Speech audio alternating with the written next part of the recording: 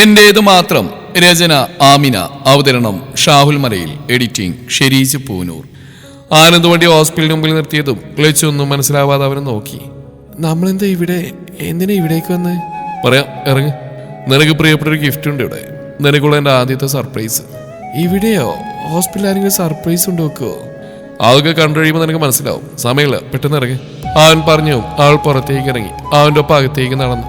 ഉള്ളിലേക്ക് ചെന്നവും കാഷ്വാലിറ്റിക്ക് മുമ്പിൽ നിരത്തിയിട്ടിരിക്കുന്ന ചെയറിലിരിക്കുന്ന ആളിൽ ലച്ചുവിന്റെ കണ്ണു പതിഞ്ഞു. അമ്മ. അവളിരിക്കുന്ന രാധികയെ കണ്ട് അവൾ വിശ്വസിക്കാനാവാതെ ആനന്ദിനെ നോക്കിയിട്ട് അമ്മയുടെ അടുത്തേക്ക് അവൾ കരഞ്ഞുകൊണ്ട് ഓടിച്ചെന്നു. അവളെ കണ്ടതും അമ്മ നിറകണ്ണുകളോട് അവളെ നോക്കിയതും അവർ പരസ്പരം കെട്ടിപ്പിടിച്ച് കരയാൻ തുടങ്ങി.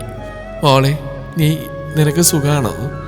നിറഞ്ഞ കണ്ണുകൾ തുടച്ചു മാറ്റിക്കൊണ്ട് അമ്മ അവളോട് ചോദിച്ചു. ലച്ചു പിടിവിടാതെ അമ്മയുടെ നെഞ്ചിലേക്ക് വീണ്ടും ചാഞ്ഞ് കെട്ടിപ്പിടിച്ച് കരഞ്ഞു. പെട്ടെന്ന് എന്തോ കണ്ട് ലച്ചു അമ്മയെ നോക്കി. കഴുത്തിലും മുഖത്തൊക്കെ ചെറിയ പാടുകൾ കണ്ടവൾ ഞെട്ടി. ഇതെന്താ അമ്മേ, ഇതൊക്കെ എന്ത് പറ്റിയതാ? ലച്ചു ഞെട്ടിക്കൊണ്ട് ചോദിച്ചു. അമ്മ കണ്ണു തുടച്ചു. അവരെല്ലാം കൂടി ഉപദ്രവിച്ചാണല്ലേ? ഇത്രയ്ക്ക് ദുഷ്ടരാണ് അമ്മയവരൊക്കെ? ലച്ചു ചോദിച്ചു. അതൊന്നും സാരില്ല മോളെ, ഞങ്ങൾ എന്ത് ചെയ്താലും സാരില്ല. നിനക്കൊന്നും പറ്റാണ്ടിരുന്നാൽ മാത്രം മതി, അമ്മ കരഞ്ഞുകൊണ്ട് പറഞ്ഞു. അച്ഛനെവിടെ അമ്മ? ലച്ചു ചുറ്റും കണ്ടുകൊണ്ട് പരതിക്കൊണ്ട് ചോദിച്ചു. അത് പിന്നെ മോളെ, അച്ഛൻ ഇടയ്ക്കിടയ്ക്ക് ഒരു തളർച്ച പോലെ. അവരോടൊക്കെ കുറേ കെഞ്ചിയത് ആ ഹോസ്പിറ്റലിൽ കൊണ്ടുപോകാൻ അവർ കേട്ടില്ല. എനിക്കാകെ കൂടെ ഉള്ളത് ഈ മനുഷ്യന്. അവസാനം ഞാൻ തന്നെ കൊണ്ടിറങ്ങി. കയ്യിലുണ്ടായിരുന്ന പൈസയ്ക്ക് അവർ പിടിച്ചു വാങ്ങി. ഈ മോനന്ന് വീട്ടിൽ വന്നപ്പോൾ ഒരു നമ്പർ തന്നിരുന്നു. മോനെ വിളിച്ചപ്പോഴേ ഇവിടേക്ക് കൊണ്ടുവരാൻ പറഞ്ഞു. അച്ഛന് പൈസ ഒന്നും വാങ്ങാതെ ഇവിടെയുള്ള ഡോക്ടർ നോക്കുന്നും പറഞ്ഞു. അമ്മ പറഞ്ഞു. വിളിച്ച് വിശ്വാസം വരാതെ ആനന്ദിനെ നോക്കി. നിങ്ങൾ സംസാരിക്കുക, ഞാനിപ്പോ വരാം, ആരോട് പറഞ്ഞിട്ട് അവനോടൊന്ന് മാറി നിന്നു. മോള് സന്തോഷത്തോടെ ഉണ്ടെന്നറിഞ്ഞപ്പോഴാണ് ഞങ്ങൾക്ക് സമാധാനമായത്. ആ ഒരു സമാധാനത്തിലാണ് ഞാനും അച്ഛനും പിടിച്ചു നിൽക്കുന്നത് തന്നെ. മോള് ഞങ്ങളുടെ കാര്യമൊന്നും ആലോചിക്കേണ്ട, അവിടെ സന്തോഷമായിട്ട് നിന്നാൽ മതി. നിന്നെ കൊല്ലാനുള്ള ദേഷ്യത്തിൽ നടക്കുന്നവരാ എല്ലാവരും. അച്ഛനെയും ദ്രോഹിച്ചു അമ്മ അവര്? ലച്ചു ചോദിച്ചും അമ്മ അവളോട് എല്ലാം പറഞ്ഞു. അത് കേട്ടത് അവളുടെ കണ്ണ് നിറഞ്ഞൊഴുകി. അമ്മ എത്ര നാളിങ്ങനെ എല്ലാം സഹിച്ച് ജീവിക്കും? അവരോട് അവിടെ നിന്ന് ഇറങ്ങി മാറാൻ പറയും. അത് നമ്മുടെ വീടല്ലേ, അവിടെ ആര് നിൽക്കണം തീരുമാനിക്കണം നമ്മളല്ലേ, അല്ലാതെ അവരല്ലല്ലോ. അത് പിന്നെ മോളെ, അതൊന്നും വേണ്ട, അവരവിടെ നിന്നോട്ടെ, ഞങ്ങൾക്ക് ബുദ്ധിമുട്ടൊന്നുമില്ല, മോൾ അതൊന്നും ആലോചിക്കണ്ട, അമ്മ പറഞ്ഞു. അവൾ അമ്മയെ സംശയത്തോടെ നോക്കിയതും അമ്മ മുഖം വെട്ടിച്ചു. ഇത്രയ്ക്കായിട്ടും അവരോട് ഇങ്ങനെ നിൽക്കാൻ എങ്ങനെ കഴിയുന്നു അമ്മേ? ഇതിൻ്റെ ഒരു അംശം പോലും അവർക്ക് നമ്മളോട് സ്നേഹമില്ലല്ലോ. അത് സാരില്ല, നമ്മളൊക്കെ ബന്ധുക്കളല്ലേ മോളെ.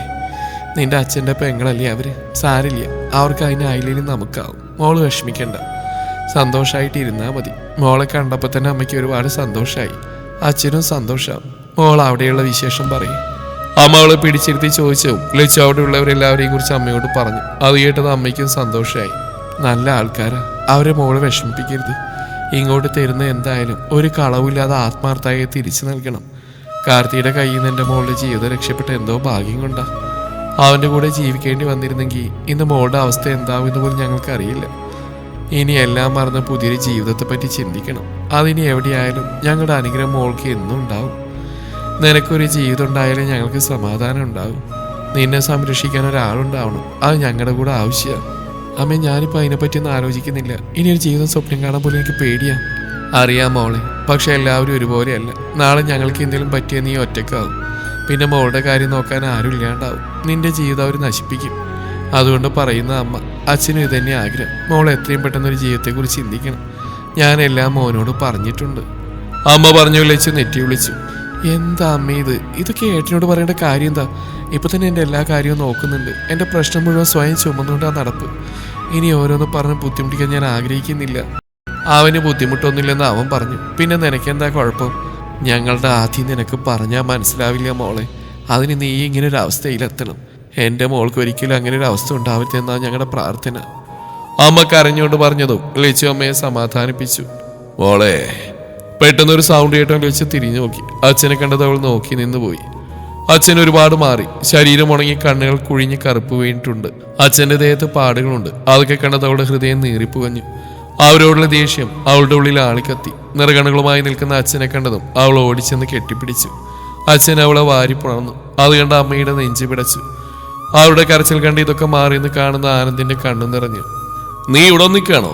പുറകിൽ വന്ന ആനന്ദിനെ തട്ടിക്കൊണ്ട് ആദി ചോദിച്ചോ. അവൻ തിരിഞ്ഞു നോക്കി. ആദി ലച്ചുവിനെ കണ്ട് അവളെ നോക്കിയിട്ട് ആനന്ദിനെ നോക്കി.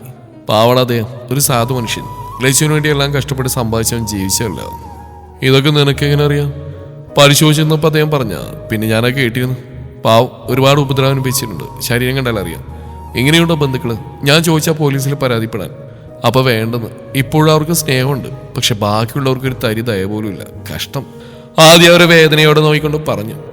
എന്നാ പിന്നെ ശരിയടാ, ഞാൻ പോവാ, ഡ്യൂട്ടി ഉണ്ട്. പിന്നെ വൈകിട്ട് ഞാൻ വീട്ടിലാണ്, അമ്മയോട് പറഞ്ഞേക്ക്.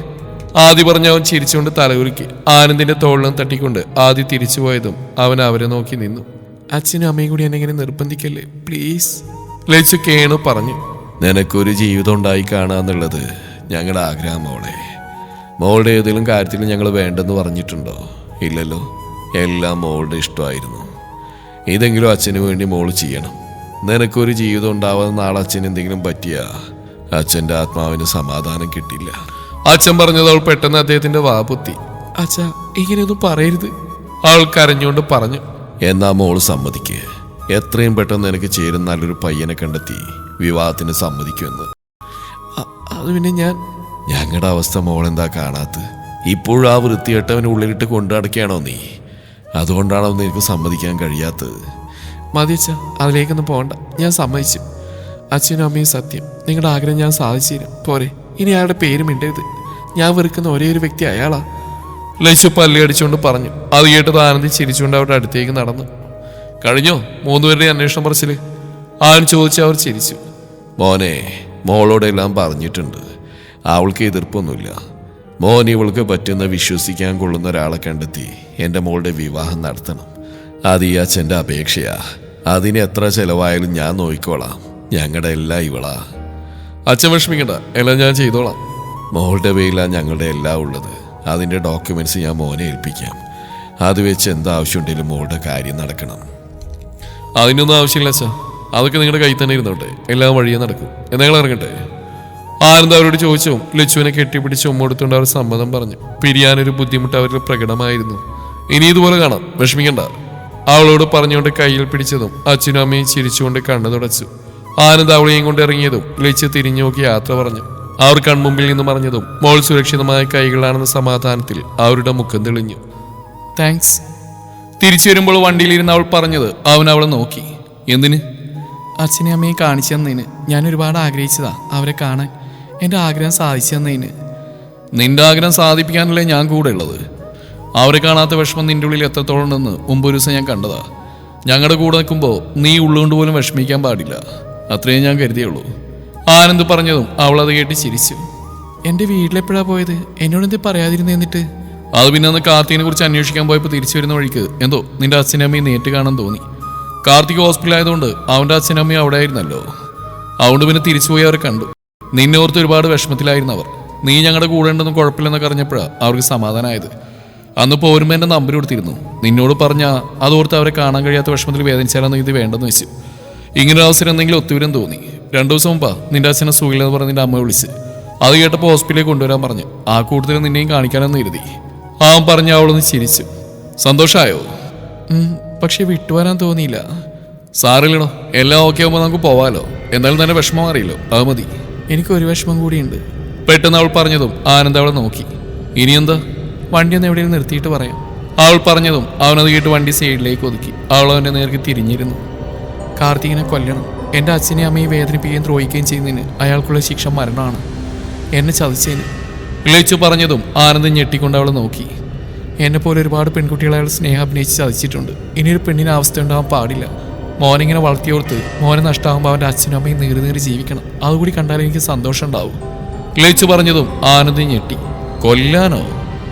എനിക്കൊരു അവസരം ഒരുക്കി തന്നാൽ മതി, ഞാൻ കൊന്നോളാം അയാളെ. ലച്ചു പറഞ്ഞതും അവൻ വീണ്ടും ഞെട്ടി. അവളുടെ മുഖത്ത് അത്രയ്ക്ക് ദൃഢതയുണ്ടായിരുന്നു. കണ്ണിൽ ദേഷ്യവും നിറഞ്ഞു നിന്നു.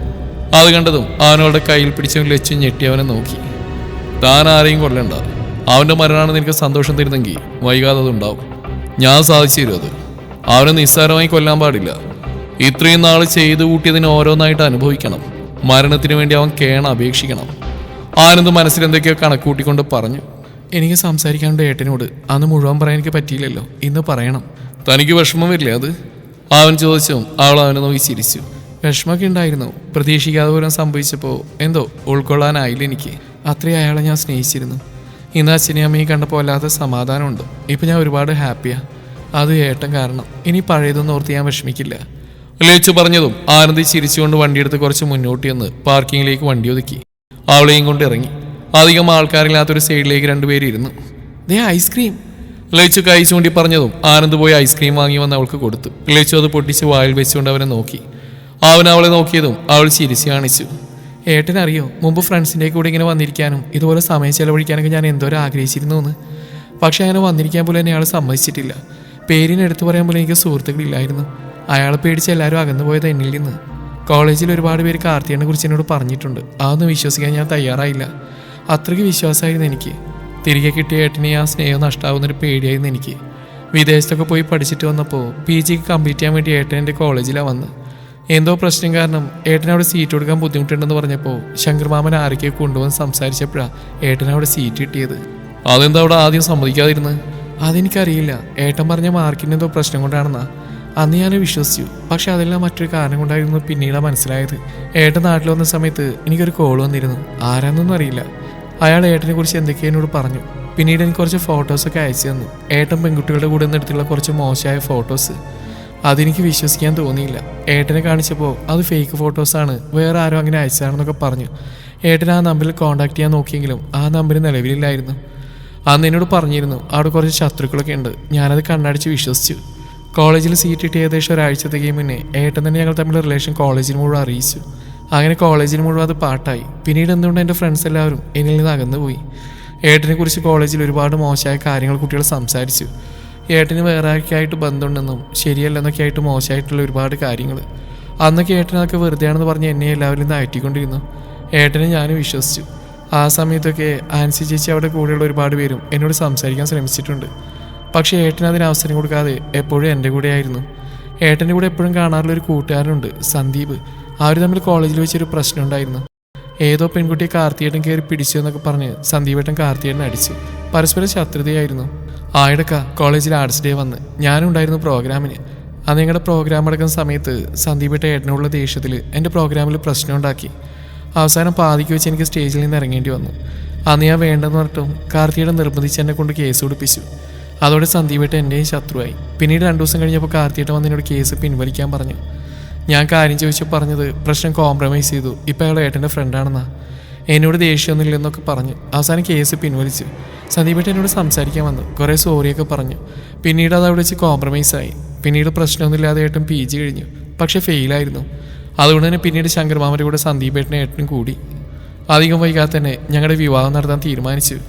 വലിയ ചടങ്ങുകളോടുകൂടിയുള്ള വിവാഹം വീട്ടുകാരനെ തീരുമാനിച്ചു. ഞങ്ങൾക്ക് രണ്ടുപേർക്കും സമ്മതമായതുകൊണ്ട് എല്ലാം അവരായിരുന്നു തീരുമാനിച്ച്.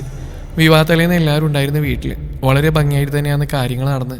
ശങ്കർ മാമൻ്റെ കൂട്ടരും കാർത്തികൻ്റെ അടുത്ത് കുറച്ച് ഫ്രണ്ട്സൊക്കെ ഉണ്ടായിരുന്നു വീട്ടിൽ. അന്നത്തെ പരിപാടി കഴിഞ്ഞ് ഞാൻ നേരെ റൂമിലേക്ക് പോയപ്പോഴാണ് ഏട്ടൻ്റെ റൂമിലേക്ക് വന്ന്. ലച്ചു, കാർത്തിയുടെ വിളി കേട്ടതും അവൾ ഞെട്ടിത്തിരിഞ്ഞ് നോക്കി. ഓ സോറി, പേടിച്ചു പോയോ? കാർത്തി ചിരിച്ചുകൊണ്ട് ചോദിച്ചു. അത് കേട്ടത് അവൾ ചമ്മിയെ ചിരിച്ചു. ഏട്ടനെന്താ ഇങ്ങോട്ട് വന്നേ? അത് പിന്നെ നിന്നൊരു കാര്യം പറയാനുണ്ടായിരുന്നു. അവിടെ വെച്ച് എല്ലാവരും നിന്നോ പറയാൻ പറ്റിയില്ല. അതാ ഞാൻ ഇങ്ങോട്ട് വന്ന്. എന്താ ഏട്ടാ പറയേ? അത് പിന്നെ മോളെ, എന്തായാലും നാളെ നമ്മുടെ വിവാഹം കഴിയാൻ പോവല്ലേ, അതുകൊണ്ട് ആൾ നെറ്റി വിളിച്ചുകൊണ്ട് ചോദിച്ചു. അത് പിന്നെ വേറൊന്നുമില്ല, നിനക്ക് ഞാനൊരു സർപ്രൈസ് വെച്ചിട്ടുണ്ട് നാളെ, അത് പറയാൻ വന്നാ ഞാൻ. അവൻ പറഞ്ഞതും ആൾ അവനെ മുഴുവനും നോക്കി. നാളെ മുതൽ നമ്മുടെ ജീവിതം നീ സ്വപ്നങ്ങളിലും മനോഹരമായിരിക്കും. നിനക്ക് ഞാൻ നിന്നിൽ നിന്ന് ഒരുപാട് കാലം നിരസിച്ച സന്തോഷം എന്താണെന്ന് ഓരോ നിമിഷവും നിന്നെ ഞാൻ അറിയിക്കും. നാളെ മുതൽ പ്രണയം നിറഞ്ഞ നിമിഷങ്ങൾ മാത്രമായിരിക്കും നമുക്ക് ചുറ്റും. നമുക്ക് ഒരുപാട് ദൂരം യാത്ര ചെയ്യണം നമ്മുടെ ഇത് മാത്രമായ ലോകത്ത്. സത്യത്തിൽ ഈ ഒരു അകലം തന്നെ എന്നെ വല്ലാതെ വീർപ്പുണ്ടിക്കുന്നുണ്ട് ലച്ചു. നിന്നിലേക്ക് അടുക്കാൻ എൻ്റെ മനസ്സ് ഒരുപാട് കൊതിക്കുന്നുണ്ട്. നാളെ ഒരു ദിവസം കൂടി നിനക്ക് വേണ്ടി കാത്തിരിക്കാൻ എനിക്ക് സന്തോഷമേ ഉള്ളൂ. നമ്മുടെ ജീവിതം തുടങ്ങാൻ പോവാ. നീ ഒരിക്കലും മറക്കാത്ത സമ്മാനങ്ങൾ നിന്നെ തേടി വരാൻ പോകുന്ന നിമിഷങ്ങൾ. കാർത്തിക് പറഞ്ഞതും ലച്ചു നാണത്തോടെ ചിരിച്ചു. അത് കണ്ടത് അവൻ്റെ ചുണ്ടിൽ വശ്യമായൊരു പുഞ്ചിരി തെളിഞ്ഞു വന്നു. അവൻ അവളുടെ അടുത്തേക്ക് നീങ്ങി. ലച്ചു അവൻ്റെ മുഖത്തേക്ക് ചിരിച്ചുകൊണ്ട് നോക്കിയതും അവൻ അവളുടെ ഇടുപ്പിൽ കൈകൊണ്ട് വലയം ചെയ്ത് പിടിച്ചു. അവൻ്റെ മുഖാവളിലേക്ക് അടുപ്പിച്ചതും അവൾ കണ്ണുകൾ അടച്ചു പിടിച്ചു. അവൻ്റെ ചുണ്ടുകൾ അവളുടെ കഴുത്തിൽ അമർന്നും ലച്ചു പിടഞ്ഞുകൊണ്ട് അവനെ മുറുക്കി പിടിച്ചു. അവിടെ നിന്ന് അവളുടെ ചുണ്ടുകൾ കവർന്നെടുക്കാൻ എന്ന പോലെ അവൻ അവളുടെ നേർക്ക് മുഖം അടുപ്പിച്ചതും പെട്ടെന്ന് മൂക്കിലേക്ക് വല്ലാത്തൊരു സ്മെല്ലടിച്ചതും അവൾ അവനെ തള്ളി മാറ്റി. ഏട്ടൻ വലിച്ചിട്ടുണ്ടല്ലേ ഇന്ന്? അവൾ ദേഷ്യത്തിൽ ചോദിച്ചു. സോറി മോളെ, പിന്നെ നാളത്തെ കാര്യത്തിൽ ടെൻഷൻ അടിച്ചപ്പോൾ അറിയാതെ വലിച്ചു പോയി. ഇനി വലിക്കില്ല. ഇതന്നെയാ അന്ന് ഏട്ടൻ എന്നോട് പറഞ്ഞു. എന്നിട്ട് ഇന്ന് ആ വാക്ക് തെറ്റിച്ചു. എന്നോട് മിണ്ടണ്ട, പൊക്കോ. അവൾ കണ്ണു നിറച്ച് പറഞ്ഞതും അവൻ അവളുടെ അടുത്തേക്ക് വന്നു. ലച്ചു പ്ലീസ്, നല്ലൊരു ദിവസമായിട്ട് പ്രശ്നം വേണ്ട. ഇനി ഒരിക്കലും ഞാൻ വലിക്കില്ല, സത്യം. നിനക്ക് ഇഷ്ടമില്ലാതൊന്നും ഇനി മുതൽ എൻ്റെ ജീവിതത്തിൽ ഉണ്ടാവില്ല. അവൻ ദയനീയതയോടെ പറഞ്ഞതും അവൾ അവൻ്റെ മുഖത്തേക്ക് നോക്കി. സത്യമാണോ? സത്യം, ഇനി ഒരിക്കലും ഉണ്ടാവില്ല. ഈ ഒരു പ്രാവശ്യത്തേക്ക് ക്ഷമിച്ചു. ഇനി ഇങ്ങനെ കാണിച്ചെൻ്റെ സ്വഭാവം മാറൂട്ടോ. ഇല്ലടി മോളെ, ഇനി കാണിക്കില്ല. അപ്പോൾ സർപ്രൈസ് ആണ് റെഡി ആയിരുന്നോ? സ്വപ്നം കണ്ടെൻ്റെ മോൾ ഉറങ്ങിക്കോ. എന്നാൽ പിന്നെ ഞാനങ്ങോട്ട്. അവൻ പറഞ്ഞതും അവൾ ചിരിച്ചുകൊണ്ട് തലയാട്ടി. അവൻ പുറത്തേക്ക് ഇറങ്ങിയതും പല്ലിയരിച്ച് അവളുടെ റൂമിലേക്ക് തിരിഞ്ഞു നോക്കി. തുടരും ഈ കഥയുടെ ബാക്കി ഭാഗം നാളെ ഇതേ സമയം.